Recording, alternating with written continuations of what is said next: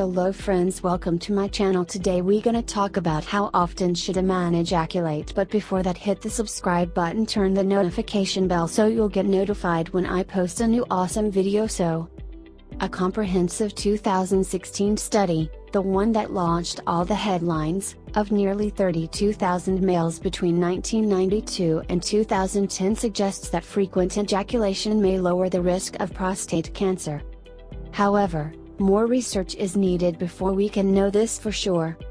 This study relies on data from self-reported surveys, rather than controlled laboratory data, to assess participants' number of ejaculations and overall physical health. This means that the results may not be entirely accurate. Memories are imperfect. And many people don't feel comfortable being brutally honest about how many times they've ejaculated. It's also worth noting that a 2004 study trusted source on the same group found no statistical significance between ejaculation and prostate cancer risk. Although the 2016 study benefited from an extra decade or so of data, not much changed in the study's methods. Given this, it may be best to take the results from either study with a grain of salt. Previous research has also faced some of the same limitations. This includes how old they were when they first ejaculated, how many sexual partners they've had before and after they turned 30, an estimate of the decade in which they ejaculated with the most frequency. It's also important to note that the participants had already received a prostate cancer diagnosis. It's difficult to determine how ejaculation played a role, if at all, without knowing more about their health before diagnosis. Are there any other benefits tied to ejaculation? There isn't any research that clearly ties ejaculation to any specific benefits. But what about arousal? That's a whole different story. Arousal is linked intimately to elevations in oxytocin and dopamine. Oxytocin is associated with positive emotions, comfort in social and intimate environments, and reduced stress.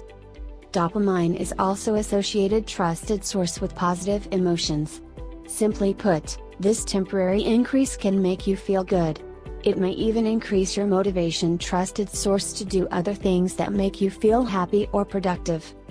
Are the benefits the same for masturbation-driven ejaculation and partner sex-driven ejaculation? There isn't a ton of research in this area, so it's hard to say for sure. More research is needed to determine if there are any differences between the two. Ejaculation is generally thought to help you sleep, improve sperm quality, boost your immune system, improve migraine symptoms, reduce your risk of death. Trusted source from heart disease. Is there any reason to control your ejaculation frequency? There's an old Taoist belief that controlling how often you ejaculate helps you preserve what's believed to be a finite amount of energy. Abstaining from ejaculation is thought to allow the energy contained in sperm to return to the brain and supply it with energy. This practice is the origin of the 24 times a year idea. In fact, some Taoist teachers recommend that you only ejaculate 20 to 30% of the times you have sex. That translates to 2 or 3 times out of every 10 sessions. But these ideas aren't backed by any hard science. And many Taoist teachers urge people to focus on personal feelings of strength and refreshment after ejaculation rather than specific figures. Can you run out of sperm? Nope. Your body maintains a surplus of sperm. In fact, about 1,500 sperm are produced every second. This adds up to be a few million per day. There's no way you could keep up with that rate. Is there any reason to avoid ejaculation entirely? It depends on what your end game is. Feel like abstaining from ejaculation because it feels natural or comfortable for you? Do it. There isn't any research to suggest that abstaining results in unwanted side effects or other complications. That said, there isn't any research to suggest that abstaining offers long-term benefits. What about Nofap?